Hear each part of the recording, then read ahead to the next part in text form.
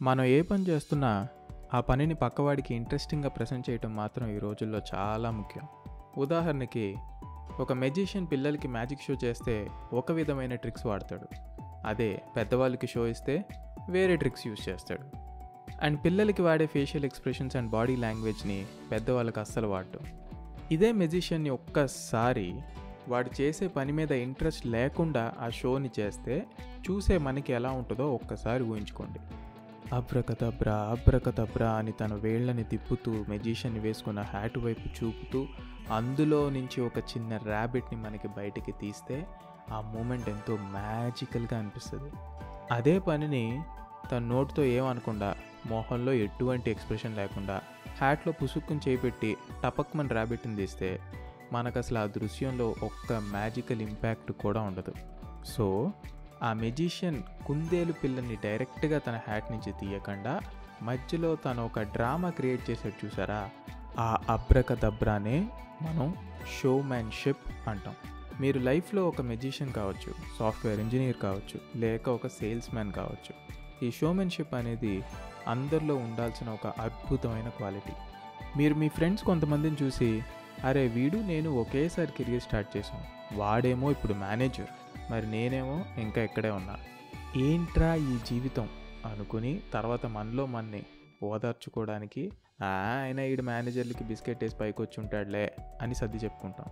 కానీ ఈసారి అలాంటి సొల్లు సర్ది చెప్పుకోకుండా అసలు మనలో ఆ గ్రోత్ రాకపోవడానికి వేరే కారణాలు ఏమన్నా ఉన్నాయేమో ఒకసారి క్రాస్ చెక్ చేసుకుందాం కదా. నేను ఐటీలో చూసిన చాలామంది సక్సెస్ఫుల్ పీపుల్ దగ్గర ఉన్న ఒక బ్యూటిఫుల్ క్వాలిటీ ఏంటంటే ఈ షోమెన్షిప్. ఒకసారి మీరు స్టీవ్ జాబ్స్ ఐఫోన్ 2007 ప్రెజెంటేషన్ అని యూట్యూబ్లో కొట్టండి, ఒక 51 minutes వీడియో వస్తుంది. దాన్ని మీరు దయచేసి ఈ పాడ్కాస్ట్ విన్నాక చూడండి. షోమెన్షిప్ అంటే ఏంటో మీకు తెలిసేలా చేస్తుంది. అది 51 minutes కేవలం అలా ఒక 10 నిమిషాల్లో అయిపోయినట్టు అనిపిస్తుంది. అంటే మీకు ఒక్క మినిట్ బోర్ కూడా ఫీల్ అవనివ్వడు ఆ మహానుభావుడు. ఈసారి మీ ఆఫీస్కి ఎవరైనా సీఈఓస్ లేక వైస్ ప్రెసిడెంట్స్ ఒక సెమినార్ ఇవ్వడానికి వస్తే ఫ్రీగా వచ్చే సమోసా ఇంకా మాజా బాటిల్ కోసం కాకుండా వాళ్ళు చెప్పే స్టైల్ని ఒకసారి అబ్జర్వ్ చేయండి. వాళ్ళు మంచి ఐ కాంటాక్ట్ మెయింటైన్ చేస్తారు, బాడీ పోస్చర్ని ప్రాపర్గా మెయింటైన్ చేస్తారు, వ్యాలిడ్ హ్యాండ్ జెస్టర్స్ని వాడతారు, అండ్ ఎప్పుడు చియర్ఫుల్ ఫేస్ని మెయింటైన్ చేస్తారు. ఇవన్నీ చాలా చిన్న చిన్న విషయాలు, కానీ అవే చాలా పెద్ద ఇంపాక్ట్ని ఇస్తాయి. నా లైఫ్లో జరిగిన ఒక ఫన్నీ ఇన్సిడెంట్ని ఈరోజు మీతో షేర్ చేసుకుంటా. అది ఇవాల్టి మన టాపిక్కి బాగా సూట్ అవుతుందని నా అభిప్రాయం. నేను ఎంసీఏలో ఉన్నప్పుడు ఫస్ట్ సెమిస్టర్ అనుకుంటా, అకౌంటింగ్ అండ్ ఫైనాన్షియల్ మేనేజ్మెంట్ అని ఒక సబ్జెక్ట్ ఉండేది. అది అసలు కంప్యూటర్ కోర్సులో ఎందుకు ఉందో, నేనేం చదివానో, ఎలా పాస్ అయ్యానో అని మాత్రం అడగండి. ఎందుకంటే నాకు ఆ సబ్జెక్ట్ టైటిల్ కూడా నా మార్క్స్ మేమో చూసే గుర్తు తెచ్చుకోవాల్సి వచ్చింది. అది పరిస్థితి. సో అంత బ్యూటిఫుల్ క్లాస్లో నేను యాజ్ ఎక్స్పెక్టెడ్ ఎక్కడో వెనకాల తగలట్టాను. వెనక కూర్చుంటే గోల్ చేయడానికో లేక పక్కడితో సొల్లేయడానికో అనుకున్నారేమో. యూజువల్లీ వెనక బెంచ్లో కూర్చుని నేను నా పక్కవాడితో సంబంధం లేకుండా నా ప్రపంచంలో నేను మునిగిపోతానన్నమాట. ఎయిదర్ ఫోన్లో గేమ్ ఆడటము, లేక పేపర్ మీద పిచ్చి పిచ్చి గీతలేసి నాలో ఉన్న కళాకారుడిని ఆ కళాఖండంతో నిద్రలేపుతాను. సో ఇలా నా పనిలో నేనున్న తరుణంలో ఒకరోజు హఠాత్తుగా ముందు నుంచి ఒక పిలుపు వినిపించింది. హే యూ, ఎస్ నువ్వే, ఏంటి దిక్కులు చూస్తున్నావు, లే పిలిచింది నిన్నే, నుంచో అని ఒక వాయిస్. ఆవిడ ఎన్ని రోజులుగా అబ్జర్వ్ చేస్తుందో ఆ రోజు ఇంకా లాభం లేదనుకుని పాయింట్అవుట్ చేసింది.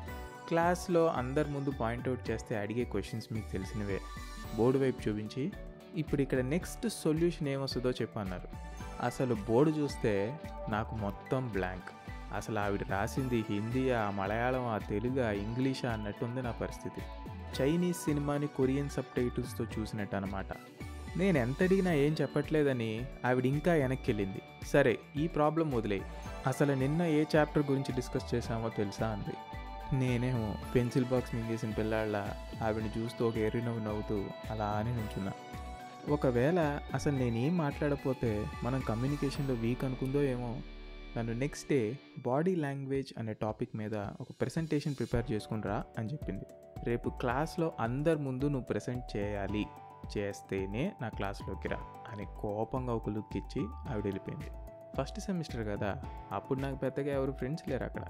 అంతా వెనక్కి తిరిగి నా వైపు చూసి పాపం పిల్లాడు వీడిని చూస్తే మాటలు రానోడ్లా ఉన్నాడు, ఏం చేస్తాడో ఏమో అని నేనేదో అప్పుడే పల్లె వెలుగులు బస్సు దిగొచ్చిన కుర్రాళ్ళ నా వైపు చూసి జాలి వర్షాన్ని కురిపించారు.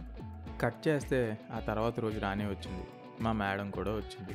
ఆవిడ రాగానే అందరి కళలో ఏదో తెలియని భయం, ఇంకా అనుమానం. అసలు ఈవిడికి ఏమైనా గుర్తుందా, ఈవిని ఈరోజు అడుగుతుందంటావా అని ఆవిడ్ని చూడటం, క్యూరియాసిటీతో నన్ను చూడటం.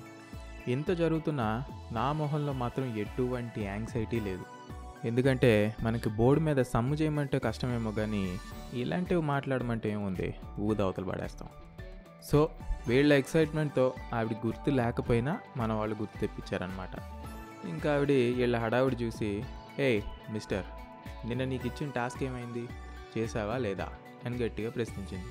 కొత్త పెళ్లి కొడుకు సిగ్గుపడుతున్నట్టు చేశాను మ్యామ్ అని చెప్పా. ఫోన్లే అయితే నువ్వు మాట్లాడుతావు అనమాట అని చెప్పి నన్ను ఫ్రంట్కి రమ్మంది. ఏంటి చేతిలో పేపర్ లేదు, ల్యాప్టాప్లో స్లైడ్స్ లేవు, ప్రెజెంటేషన్ అన్నాను గుర్తుందా అని అడిగింది. స్లైడ్స్ పేపర్లు ఎందుకు మ్యామ్, మీరు కూర్చోండి నేను స్టార్ట్ చేస్తాగా అని ఆవిడని కూర్చోబెట్టి ఒక 15 minutes బాడీ లాంగ్వేజ్ గురించి ఫన్నీగా నాకు తెలిసిన స్టైల్లో ఎక్స్ప్లెయిన్ చేయడం స్టార్ట్ చేశాను. క్లాస్ మొత్తానికి నాన్ స్టాప్ ఎంటర్టైన్మెంట్. ఆ 15 నిమిషాల్లో ఏంటి జనాలు ఇంత నవ్వుకుంటున్నారని పక్క టీచర్స్ వచ్చి తొంగి చూసి మరీ వెళ్ళారు మా క్లాస్ వైపు. జాహాలీగా నా వైపు చూసిన కళ్ళన్నీ ఆశ్చర్యపోయిన రోజు అది. ఆ రోజు వరకు నా మీద కోపంతో రగిలిపోయిన టీచర్ ఇంక నేను ఎప్పుడు కనిపించినా నవ్వుతూ హలో చెప్పేది. అసలు వీడు మన క్లాసేనా అని నోటీస్ చెయ్యకుండా ఉన్న చాలామంది క్లాస్మేట్స్ నాతో ఆ రోజు నుంచి ఇంటరాక్ట్ అవ్వడం స్టార్ట్ చేశారు. అంటే నా లైఫ్ నాకు ఇచ్చిన కేవలం ఆ ఒక్క 15 minutes స్పాట్లైట్ నా మీద పక్క వాళ్ళకున్న ఇంప్రెషన్స్ని ఎంత చేంజ్ చేసిందో విన్నారుగా. That's the power of showmanship, or in other terms called as effective communication skills. నేను లైఫ్లో కలిసిన చాలామంది ఈ షోమెన్షిప్ క్వాలిటీ లేకపోవడం వల్ల ఎలా నష్టపోయారు, ఇంకా అసలు నేను ఈ షోమెన్షిప్ అనే క్వాలిటీని నాలో ఎలా డెవలప్ చేసుకున్నా అన్న దాని గురించి మనం నెక్స్ట్ ఎపిసోడ్లో మాట్లాడుకుందాం. అంటిల్ వి మీట్ అగైన్, మీ సాఫ్ట్వేర్ కుర్రాడు సైనింగ్ ఆఫ్.